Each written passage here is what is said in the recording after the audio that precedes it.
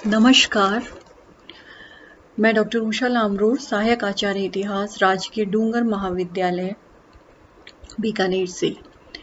विद्यार्थियों, आज का विषय है पुनर्जागरण।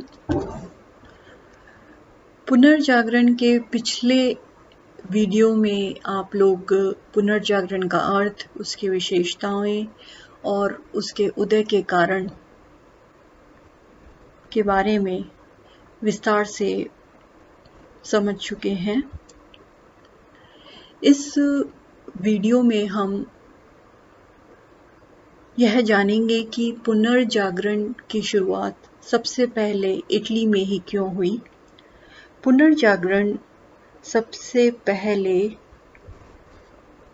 इटली में ही शुरू हुआ और फिर वहां से यह जर्मनी, इंग्लैंड, फ्रांस आदि अन्य यूरोपीय राष्ट्रों में फैला। पुनर्जागरण की शुरुआत सबसे पहले इटली में होने के अनेक कारण थे। पहला कारण था कि इटली एक समृद्ध देश था और उसकी समृद्धि का कारण विदेशी व्यापार था। भूमध्य सागरीय देशों में सबसे अनुकूल स्थिति व्यापार के लिए इटली में ही थी, जिससे मध्यकाल के अरब व्यापारियों द्वारा एशियाई देशों से लाया गया सामान अधिकांशतः सबसे पहले इटली में ही बिकता था और यहीं से एशियाई वस्तुएं अन्य यूरोपीय देशों में जाती थी। इसके अलावा उत्तरी यूरोप में आने वाले व्यापारी भी इटली होकर ही पश्चिमी एशिया जाते थे और इस प्रकार इटली एक सुप्रसिद्ध व्यापारिक केंद्र के रूप में स्थापित हो गया था। इस बढ़ते व्यापार एवं समृद्धि ने इटली में पुनर्जागरण को एक सशक्त माध्यम प्रदान किया। व्यापारिक गतिविधियों के कारण इटली में मिलान, नेपल्स, फ्लोरेंस, वेनिस आदि नगरों की स्थापना हुई।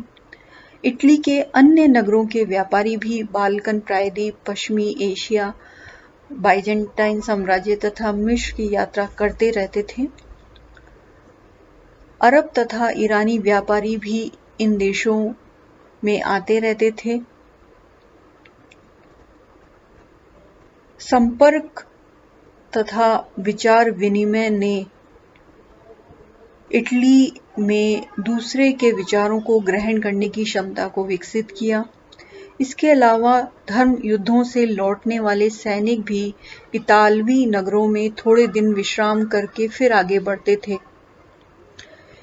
इन लोगों ने इटली के नागरिकों को मुस्लिम नगरों तथा वहां के लोगों की सभ्यता का विवरण दिया और इससे इटली के लोगों का दृष्टिकोण व्यापक होता चला गया।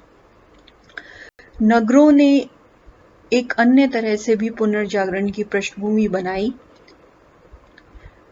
इन बड़े और विकसित नगरों में ही इटली के संग्रहालयों, सार्वजनिक पुस्तकालयों और नाट्यशालाओं की स्थापना संभव हो पाई।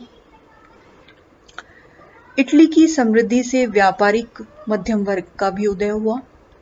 यहाँ का व्यापारिक वर्ग इतना प्रभावशाली हो गया कि उसने सामंतों एवं पोप की परवाह करना बंद कर दिया और इस वर्ग ने काफी हद तक मध्यकालीन मान्यताओं का उल्लंघन किया और इससे इटली में पुनर्जागरण की भावना को बल मिला। व्यापार के कारण इटली के व्यापारी अत्यधिक धनी हो गए। इस धन का उपयोग उन्होंने कलाकारों को प्रश्रय देने में किया। व्यापारियों ने साहित्यिक गतिविधियों को किस तरीके से आगे बढ़ाया, एक उदाहरण से यह स्पष्ट होता है। फ्लोरेंस के व्यापारी परिवार था कैसमो मेडिसी और उनका जो पुत्र था फ्लोरेंजो कैसिमो ने अपने धन का उपयोग 10,000 दुर्लभ ग्रंथों को इकट्ठा करने एवं उसका अनुवाद कराने में दिया।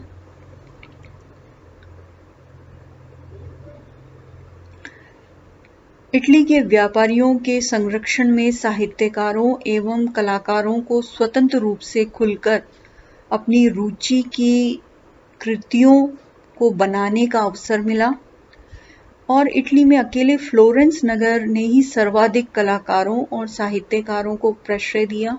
दांते, पेट्रार्क, बोकासियो, एंजेलो, लियोनार्दो, गिबेर्टी, मैकियावेली आदि फ्लोरेंस नगर की देन है। तो इस प्रकार हम कह सकते हैं कि पुनर्जागरण काल में उत्पन्न विद्वानों एवं कलाकारों के योगदान का श्रेय उनके अतिरिक्त उस समृद्धि को जाता है जिसे इटली ने विदेशी व्यापार के द्वारा अर्जित किया था। इटली में पुनर्जागरण के उदय का एक कारण यह भी था कि यह प्राचीन रोमन सभ्यता का जन्म स्थल रहा था।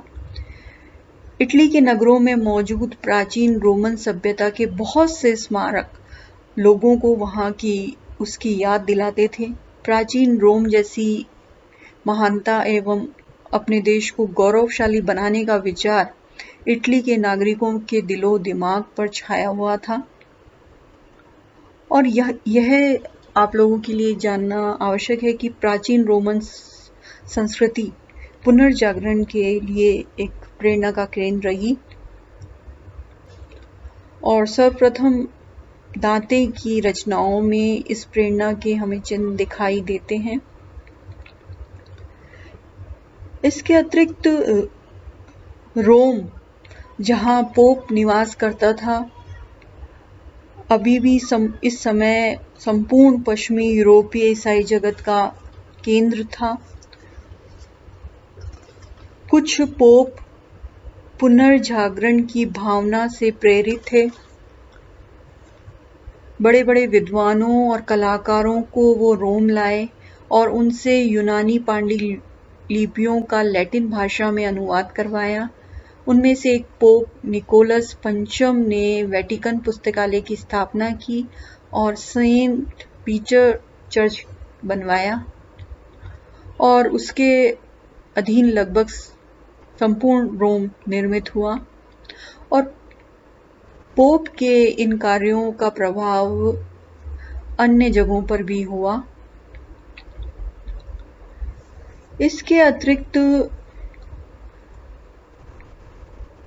जब कुस्तुतुनिया का 1453 में तुर्कों ने कुस्तुतुनिया पर अधिकार कर लिया तो बहुत सारे विद्वान और कलाकारों को जो कि वहां से भागकर इटली में आ गए थे तो उन्हें प्रश्रय भी सबसे पहले इटली के नगरों में ही दिया गया और वह यहाँ पर जो विद्वान थे कुस्तुतुनिया के वह यहाँ पर आकर बस गए और उनके द्वारा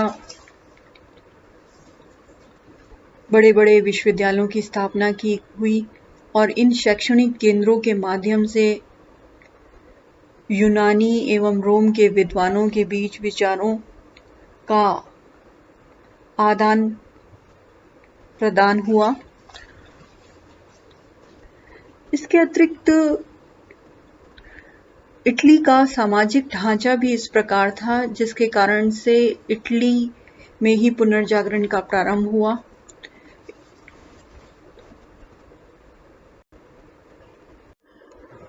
इस प्रकार इन सब कारणों की वजह से पुनर्जागरण की शुरुआत सबसे पहले इटली में हुई।